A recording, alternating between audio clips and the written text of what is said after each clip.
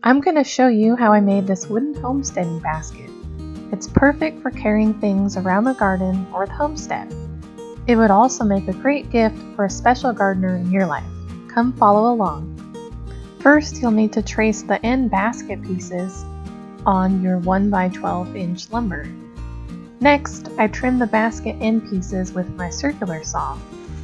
That way they were easier to use on the jigsaw. Smaller pieces are easier to use on the jigsaw. You can find the pattern pieces you need in the description link below at my blog.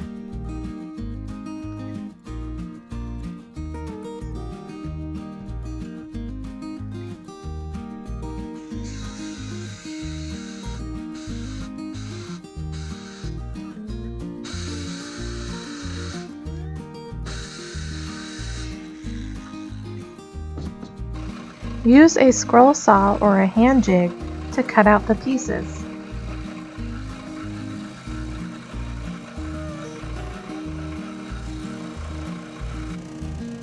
As you can see, my scroll saw moves around the table quite a bit.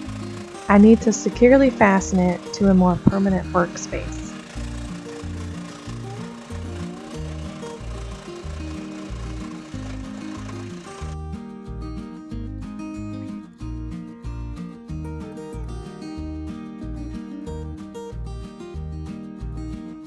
Next, I cut my furring strips into 8 separate pieces. Each piece was 19 inches long. Furring strips are also called 1x2s. Next, I used a hand sander to sand down all of my pieces. This ensures a nice smooth finish for the stain to be applied to or your paint, and looks more professional.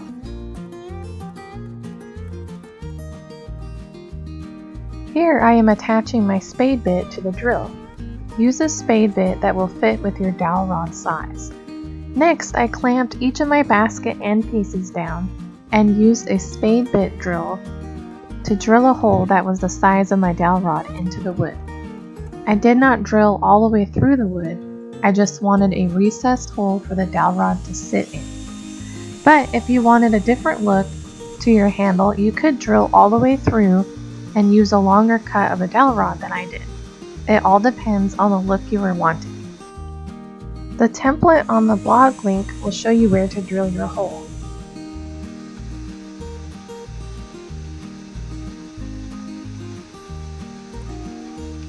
Repeat this process for both of your basket end pieces.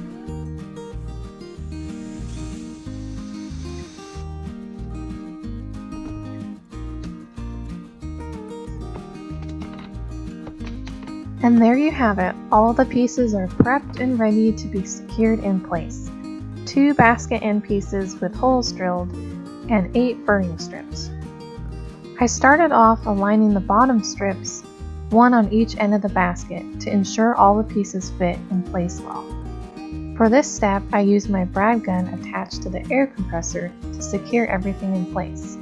A large clamp would be ideal to hold everything in place during this step while you're using the air gun. Unfortunately, all of mine were just a hair too small.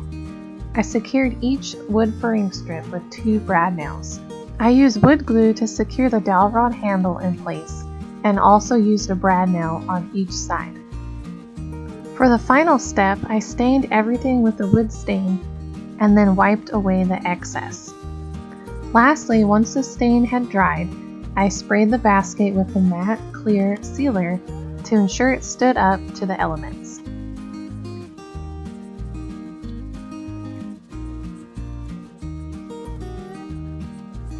I think this wooden basket will get a lot of use on my homestead. I hope you enjoy yours too.